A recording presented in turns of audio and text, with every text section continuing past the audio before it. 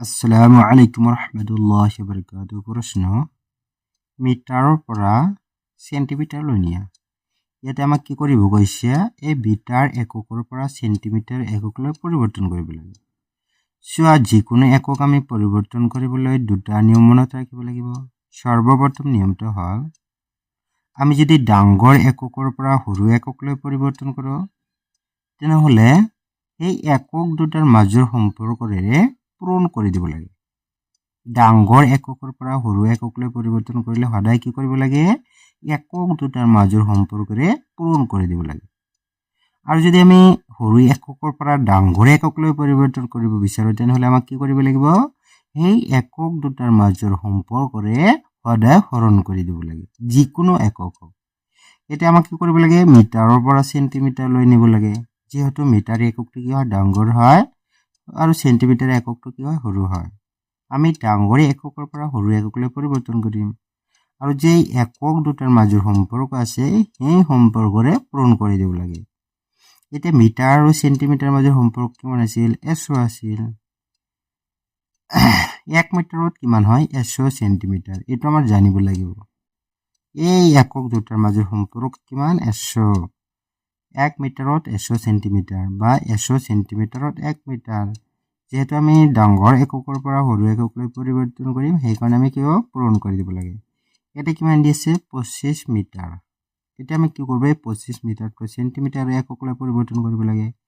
যেহেতু আমি ডাঙৰ এককৰ পৰা সৰু এককলৈ পৰিৱৰ্তন কৰিম, সেইকাৰণে কি কৰিলে 25 পূৰণ 100।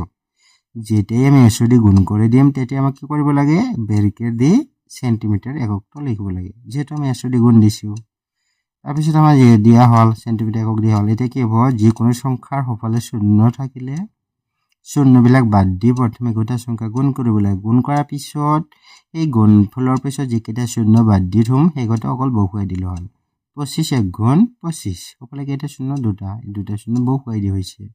চেণ্টিমিটাৰ আছিল চেণ্টিমিটাৰ, তেনেহ'লে 25 চেণ্টিমিটাৰক আমি 25 মিটাৰক চেণ্টিমিটাৰলৈ কনভাৰ্ট কৰিলে কি হ'ব, 2500 চেণ্টিমিটাৰ হৈ গ'ল।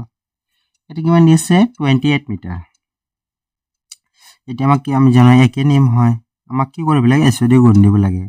28 পূৰণ 100 দি গুণ দিয়া হৈছে, গুণ দিয়াৰ লগে লগে ব্ৰেকেট দি চেণ্টিমিটাৰ দিব লাগে। 28 1 গুণ কিমান হ'ব, 28, সকলে দুটা শূন্য আছিল, শূন্য দুটা বহুৱাই দিয়া হৈছে, চেণ্টিমিটাৰ। এটা কিমান দি আছে, 100 মিটাৰ। এতিয়া আমাক কি কৰিব লাগে, 100 দি গুণ দিব লাগে। 100 পূৰণ মিটাৰৰ জেগাত আমি চেণ্টিমিটাৰ লিখিম, সেইকাৰণে 100 দি গুণ দিয়া হৈছে, তাৰ ব্ৰেকেট দিয়া হ'ল, চেণ্টিমিটাৰ লিখা হৈছে। গতিকে 1 1 গুণ 1, সকলে কেইটা শূন্য আছে, ইয়াতে দুটা, চাৰিটা শূন্য বহুৱাই দিয়া হৈছে, চেণ্টিমিটাৰ হৈ গ'ল। এটা কিমান আছে, 90 মিটাৰ। 90 মিটাৰ দি আছে, 90 লিখিছোঁ, পূৰণ লিখিছোঁ, মিটাৰৰ জেগাত চেণ্টিমিটাৰ লিখিম, সেইকাৰণে 100 দি গুণ দিয়া হৈছে, তাৰপিছত ব্ৰেকেট দিয়া হৈছে, চেণ্টিমিটাৰ লিখা হৈছে। 9 1 গুণ 9, সকলে কেইটা, ইয়াতে দুটা, এটা, সোঁফালে 3টা শূন্য আছিলে, এই 3টা শূন্য বহুৱাই দিয়া হ'ল, চেণ্টিমিটাৰ। ইয়াতে কিমান দি আছে, 56 মিটাৰ দি আছে।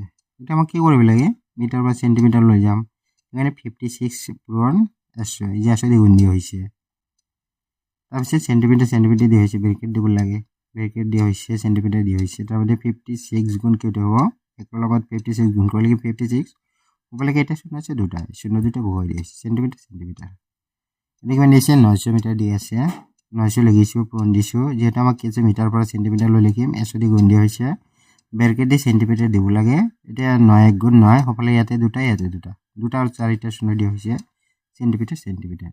এনেধৰণে আমি যিকোনো একক পৰিৱৰ্তন কৰিব, আমাক নিয়মখিনিহে জানিব লাগে।